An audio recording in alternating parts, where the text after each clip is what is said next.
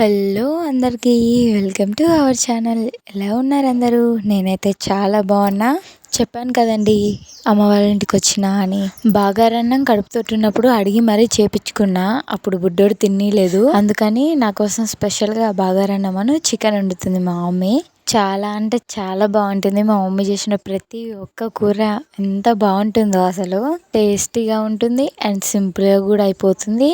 ముందైతే ప్రాసెస్లోకి వెళ్ళిపోదామండి. ఫస్ట్ అయితే స్టవ్ మీద కడాయి పెట్టి, కడాయిలో ఆయిల్ పోసి, ఆయిల్ హీట్ అయిన తర్వాతకి ఇక్కడ నేను చూపిస్తున్న ఇంగ్రీడియంట్స్ అన్నీ వేసుకోవాలండి. చెప్పడం మర్చిపోయా, ఆయిల్ పోయక ముందు డాల్డా వేసుకోవాలండి. నెయ్యి అయినా వేసుకోవచ్చు. బిర్యానీ మసాలా వేసుకొని వేయించుకోవాలండి మొత్తం అవన్నీ. బిర్యానీ మసాలాలు వేగిన తర్వాత కట్ చేసి పెట్టుకున్న ఆనియన్స్, పచ్చిమిర్చి వేసుకొని మంచిగా కలుపుకొని వేపుకోవాలి. ఆనియన్స్ మంచిగా వేగిన తర్వాతకి కట్ చేసి పెట్టుకున్న టమాటా ముక్కలు కూడా వేసుకొని మంచిగా వేయించుకోవాలండి. ఇప్పుడే తగినంత ఉప్పు కూడా వేసుకొని మంచిగా మగ్గనివ్వాలి టమాటాలు. అసలు అనుకోలేదు బిర్యానీ చేస్తాడని. నాన్న సడన్గా చికెన్ తెచ్చిండు 8కి 8కి. ఇక అమ్మ ఫాస్ట్గా కానిచ్చేసింది అనమాట.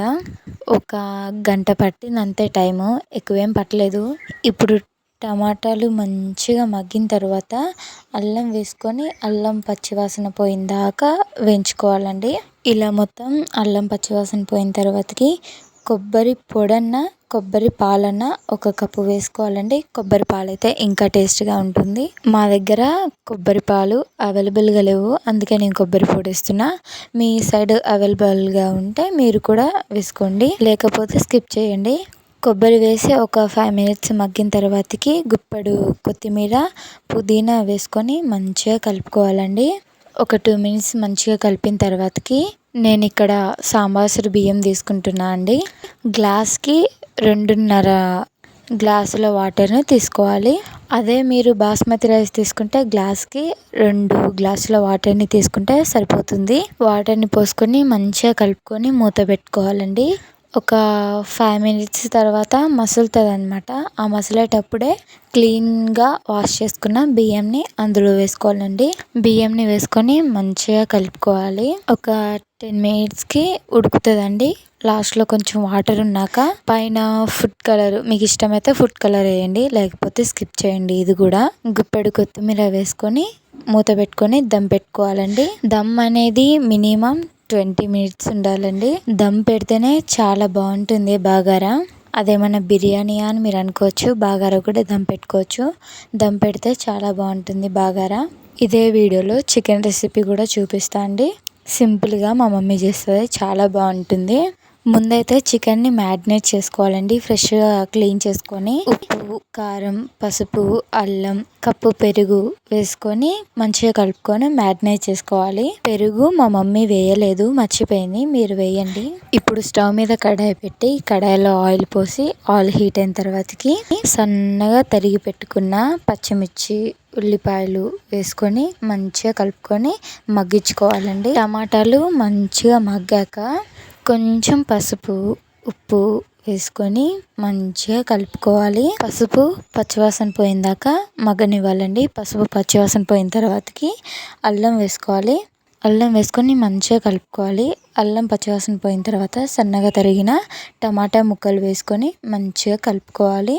మూత పెట్టుకొని ఒక 5 to 6 మినిట్స్ మంచిగా టమాటా ముక్కల్ని మగ్గనివ్వాలండి.